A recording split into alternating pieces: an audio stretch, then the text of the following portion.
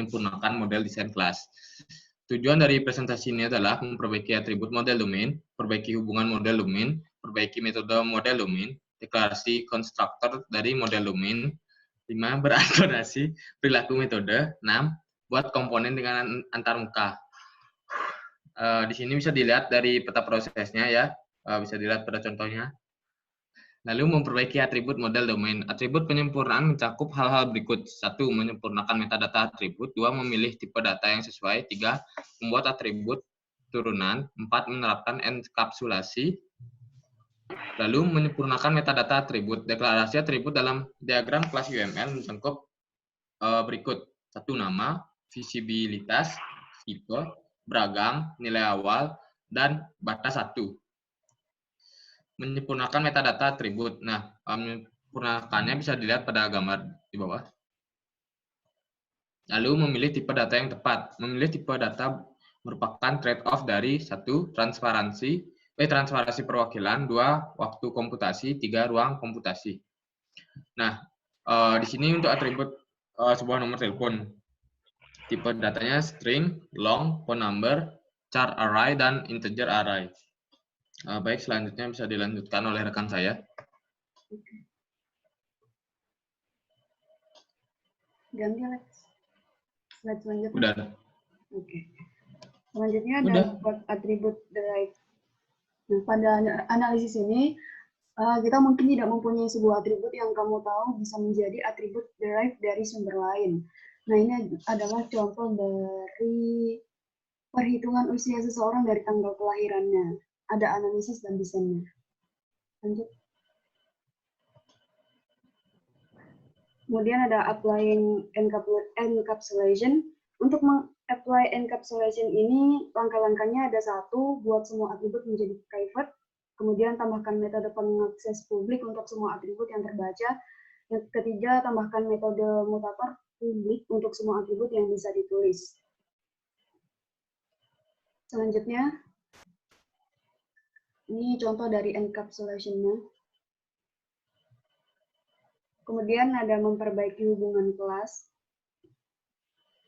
Tidak ada perbedaan yang jelas antara analisis dan desain, terutama dalam hal pemodelan asosiasi kelas. Desain biasanya membahas perincian sebagai berikut. Ada type, asosiasi, agregasi, dan komposisi, direction of traversal, qualified association, declaring association management methods, resolving many-to-many association, lalu ada resolving association clauses. Kemudian ada tipe relationship, ada 3, ada association, aggregation, composition. Hubungan-hubungan ini menyiratkan bahwa objek terkait entah bagaimana terikat pada objek asli. Ada tipe lain dari hubungan, ketergantungan yang menyatakan bahwa satu objek menggunakan objek lain untuk melakukan beberapa pekerjaan, tapi tidak ada instansi yang memegang objek tersebut. Kemudian ada association, ini adalah hubungan semantik antara 2 atau lebih klasifikasian yang menentukan koneksi di antara instansi mereka. Selesai. Selanjutnya. Selanjutnya itu agregasi. Suatu bentuk khusus dari asosiasi yang menentukan hubungan seluruh bagian antara agregat atau keseluruhan dan bagian komponen. Di bawahnya itu terdapat gambar yaitu analisis dan desain. Selanjutnya itu komposisi. Suatu bentuk agregasi yang mengharuskan turunan bagian dimasukkan dalam paling banyak satu komposit pada satu waktu, dan bahwa objek komposit bertanggung jawab atas pembuatan dan penghancuran bagian-bagian. Di bawah itu ada gambar yaitu terdapat analisis dan desain. Yang berikutnya itu navigasi. Panah navigasi menunjukkan arah transversal objek saat runtime. Di situ ada 3 yaitu implicit direction relationship dan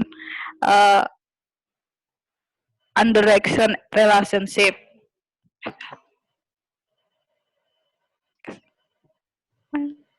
Berikutnya itu navigasi. Terkadang dalam analisis, Anda tidak tahu ke arah mana perangkat lunak akan perlu untuk menavigasi asosiasi. Masalah ini harus diselesaikan dalam desain. Contohnya yaitu seperti berikut ini, yaitu analisis dan desain.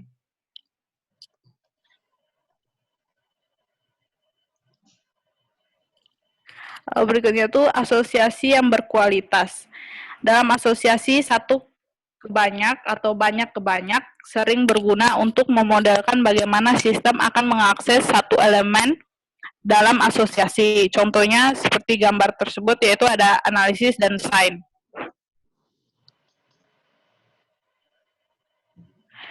Yang berikutnya ada metode hubungan. Metode asosiasi memungkinkan klien untuk mengakses dan mengubah objek terkait. Ada 3 kasus, yaitu satu ke banyak, dan banyak ke banyak. Hubungan satu ke satu memerlukan variabel instan tunggal seperti gambar tersebut.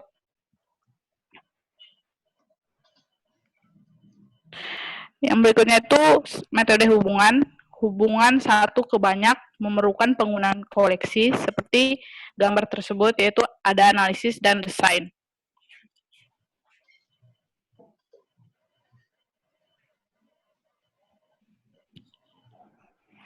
Udah. Lagi satu ya. Lagi ini. Habis ini baru gua. Ya. Selanjutnya, menyelesaikan hubungan banyak ke banyak. Mengelola asosiasi banyak ke banyak adalah menantang.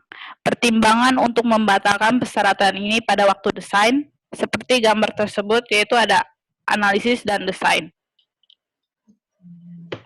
Baik, selanjutnya adalah menyelesaikan hubungan banyak ke banyak.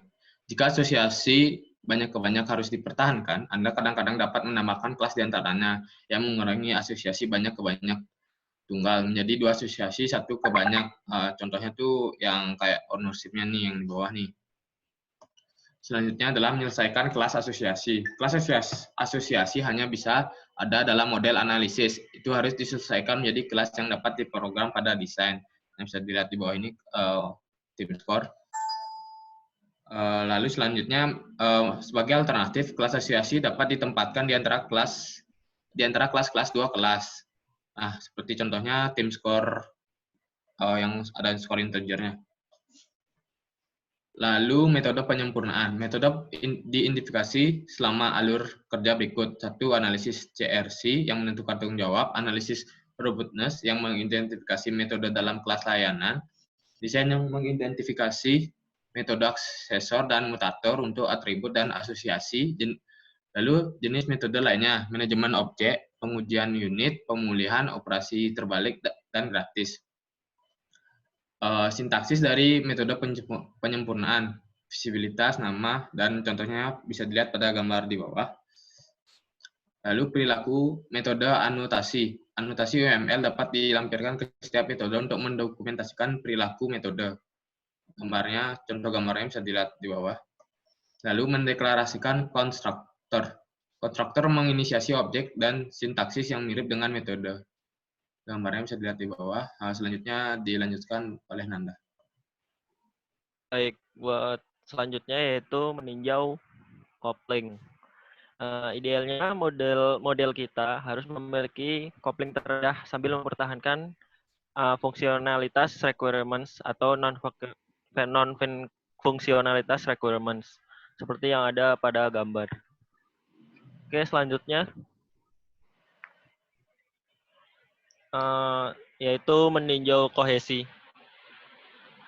Pada model sebaiknya kita memiliki kohesi yang tertinggi. Seperti yang pada gambar di situ ada lower cohesion sama higher cohesion. Next.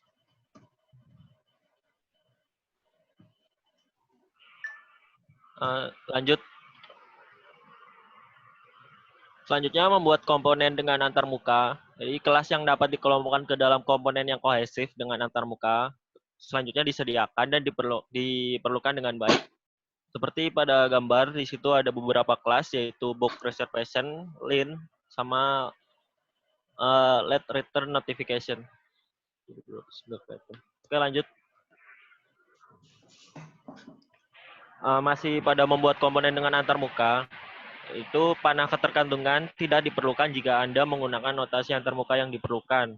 Namun, Anda dapat menunjukkan panah seperti yang diilustrasikan dalam contoh berikut. Lanjut. Next. Yang terakhir yaitu ringkasan. Jadi selama alur kerja desain, Anda harus memiliki model domain untuk mencerminkan paradigma implementasi. Selanjutnya, modul ini menjelaskan cara memperbaiki fitur-fitur model domain berikut, yaitu tentang atribut, hubungan, metode, konstruktor, dan perilaku metode dengan menggunakan anotasi. Kelas-kelas harus ditinjau untuk memastikan bahwa mereka mempertahankan kohesi tinggi dan kopling terendah. Dan terakhir, kelas dapat dikelompokkan menjadi komponen kohesif dengan antarmuka yang terdefinisi dengan baik. Selanjutnya, untuk pertanyaan kuis dari kelompok kita, yaitu sebutkan dan jelaskan tipe dari relationship.